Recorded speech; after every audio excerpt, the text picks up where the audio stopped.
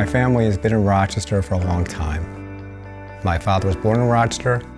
My mother was born in Utica and came here when she was maybe 4 years old. My mother's father was Abe Glazer, and he was a jeweler. He had 7 kids, and they were one of the early members of Temple Bethel. Temple was really important to them.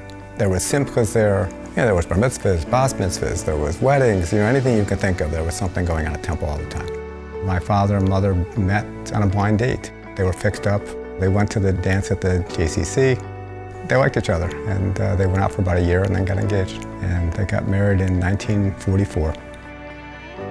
Well, I'm one of 8 kids, so I'm number 6 out of 8. And as my brother said, they quit when they got it right. My father was an optical engineer. He graduated from high school and didn't have any money, and he couldn't afford to go to college. So he went to work, and he worked for a year and saved up enough money to go to the University of Rochester. And my father became world famous in the optics industry.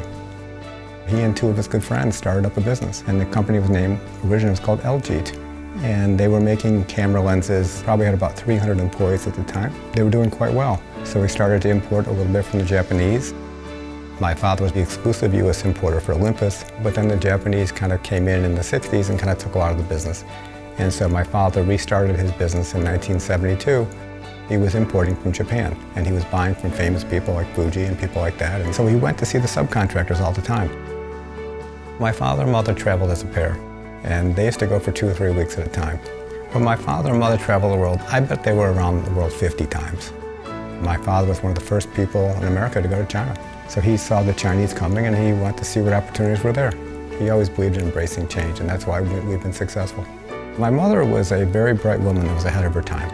She decided to be a teacher, and she got a teaching degree from Brockport, and then she went into social work, and she loved it.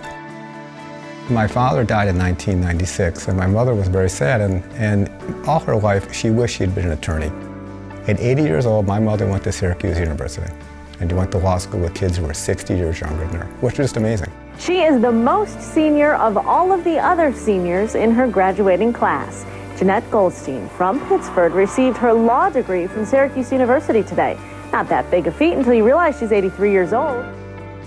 The entire room got up when my mother graduated. All the professors, all the students, everybody in the audience, because they knew what a momentous occasion it was.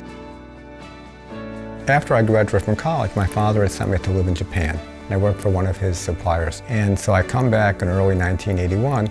Rabbi Vogel had just come to town, and he opened his house at 36 Lattimore, and it was right near the medical school. My first experiences being back in Rochester were going to Chabad with my friends Mark Eisenberg and Dave Schechter and Steve Schechter and people like that. But it changed the life of a bunch of my friends. Most of them became more religious out of the outreach of Rabbi Vogel back in the early days. My father was an early supporter of Chabad. David Goldstein was a very gentle, edel, it's a Yiddish word. Edel means refined. He was just very kind and gracious. We talked about family, about values, about his travels, about his business. This was someone that I really enjoyed meeting with, and he was, again, also a tremendous help. Now, my brother Benson, he always likes to go to Chabad when he's out of town. So I was in China with Benson a few years ago, it was like in January. And we were in Beijing, and Benson said, let's go to Chabad. So we went out on Friday night, and it was fabulous. We had a great time.